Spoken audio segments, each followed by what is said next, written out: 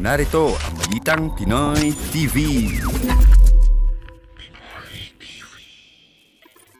Araw sa ating lahat, mga kababayan, saan man panig kayo ng daigdig. Naroon dito na naman tayo sa another episode ng ating vlogs. Pag-uusapan natin ngayon, ito po, no? 20 pesos, pinagmamalaki po ng lahat ng followers ni BBM, lahat ng kandidato ni BBM, parang dito na lang po sila kumapit, no, sa 20 pesos.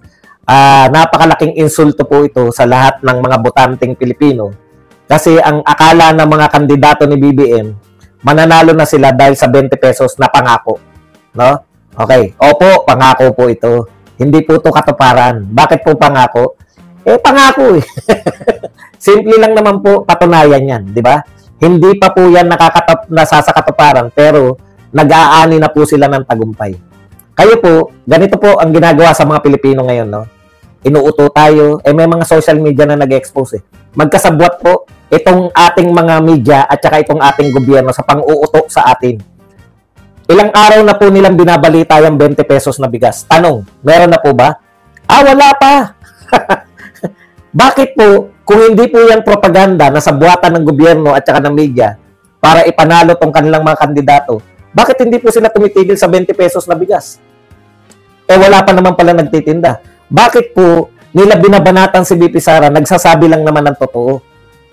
For 3 years, ano ba sinabi ni BP Sara? 3 taon, nangako ka, 2022, 2025, nangangako ka pa rin.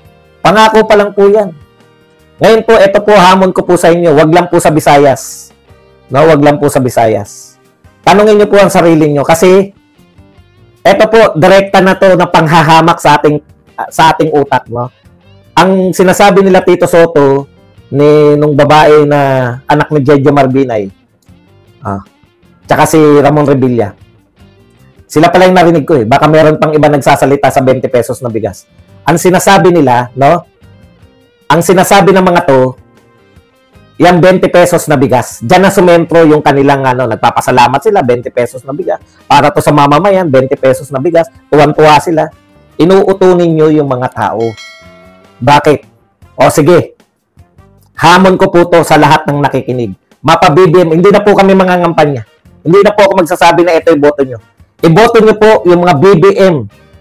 Saan man kayo sa Pilipinas, ha?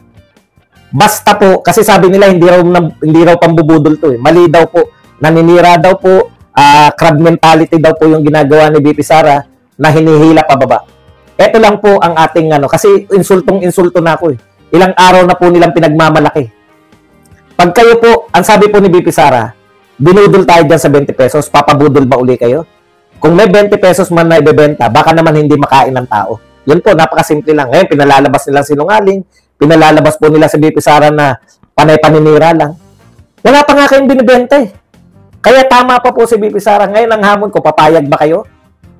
Ang hamon ko po, pag hindi nakabili ng 20 pesos sa palengke po pag hindi nakabili ng 20 pesos na pwedeng kainin ng mga tao, payag ba kayo, BBM, na hindi kayo iboboto? Ganun na lang kasi yung mga fake news, may mga sinasabi pang fake news daw, yung kumukontra daw po, bukang bibig po nila yung fake news eh. Ang kumukontra daw po sa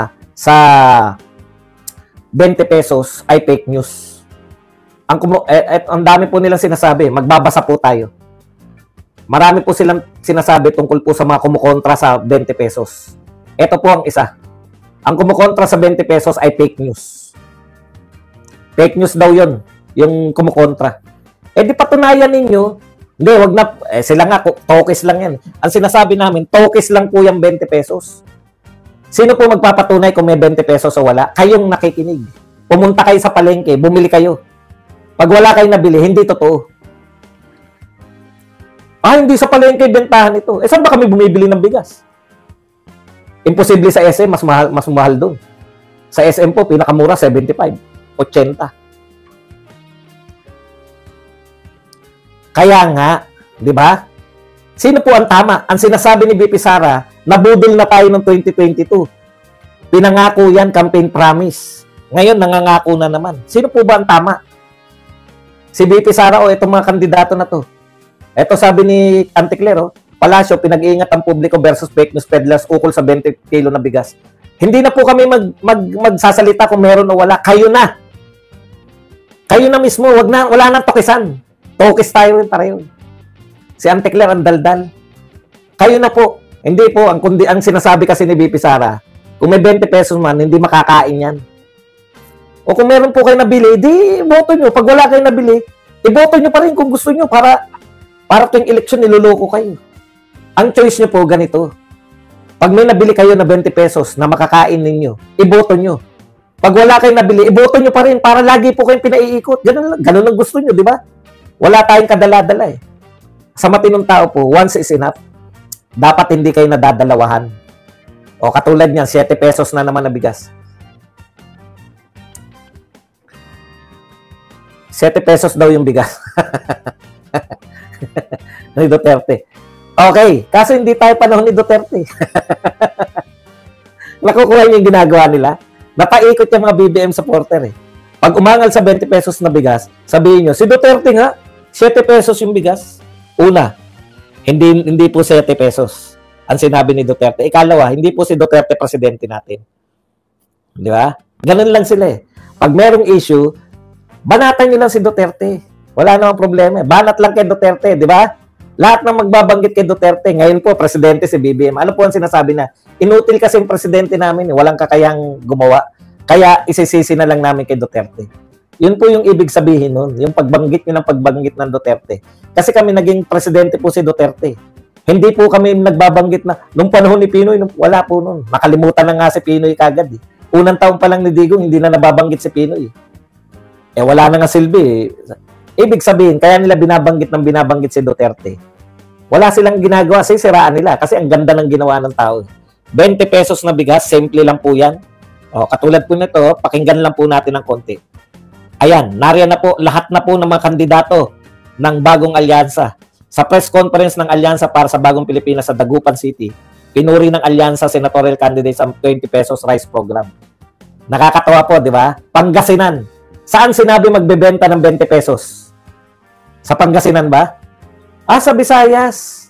Pinupuri nila. Kaya kayo, niloloko tayo eh. Kayo mga taga-Pangasinan. Ako po, Pangasinan kami. Mga Ilocano kami sa Pangasinan eh. Niloloko kayo dyan, mga kababayan. Mga kababayan naming taga-Pangasinan. Ibebenta po nila yung bigas. Konti lang po yung ibebenta nila sa Visayas, hindi pa po lahat. Pero, pinagmamalaki sa inyo. Ano po sinasabi? Magbebenta kami ng 20 pesos na bigas. Pero hindi sa inyo. Hindi sa mga taga-Pangasinan. Doon sa Visayas. Ininsulto pa kayo. Totoo ba yung sinasabi ni BP Sara na ito pong 20 pesos na to ay pamumulitika lang? Opo. Bakit naman hindi po yan pamumulitika? Kung yan po ay hindi pamumulitika, dapat buong Pilipinas. Di po ba? Bakit sa Mindanao hindi sila magtinda? Solid Duterte yun. Mag-aaksaya lang sila ng pera, solid Duterte yun. Bakit sa Luzon at unahin nila sa Visayas, malaki pong boto yung mawawala sa kanila eh.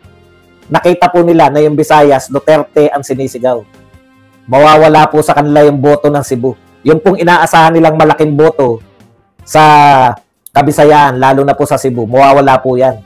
Kinakailangan nila magtinda ng 20 pesos na bigas. Kayo po mga taga Cebu at mga taga Visayas, pag may nagtinda ba na magandang bigas na 20, bibili kayo? Bumili po kayo. Wala naman pong problema eh. Bumili po kayo. Parang ayuda yan eh. Tanggapin, ayuda talaga yan. Tanggapin nyo lang ng tanggapin. Pero wag nyo na po silang iboto dahil binabaon nila tayo sa utang lalo. Saan ba kukunin yung pondo na yan? Tignan nyo po ang masakit po niyan, binili na lang ng 33, yung gobyerno binili sa traders ng 33. Tubong lugaw po yung may-ari ng bigasan. Bibili nila ng 33, ibebenta nila ng 20. Mag-aabono po yung gobyerno. Kanino bibilihin? Correct kayo. Kanino ba bibilin yan? Ngayon po, mga kapatid, ano po mangyayari dyan sa pwede po ba mangyari yun? Pwede naman mangyari, may benta talaga sila. Ang ikalaw kong tanong, sustainable ba yan? At bakit sa Visayas lang? Dahil po yan ay propaganda lang po yan. Ngayon, ang hamon ko nga, sa inyong mga Taga-Luzon, lahat kayong Taga-Luzon, hindi po kayo mahal ng gobyerno. Walang mahirap sa inyo, di ba? Mayayaman kayo lahat, kaya hindi kayo binibenta ng 20 pesos na bigas. Favoritism?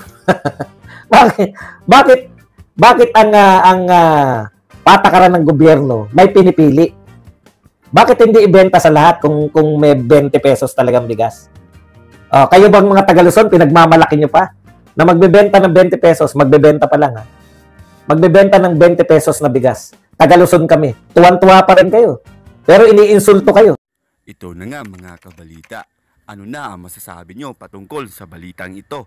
Please comment down below mga kabalita. Pag-usapan natin yan sa comment section. At kung di ka pa nakasubscribe sa ating channel, baka naman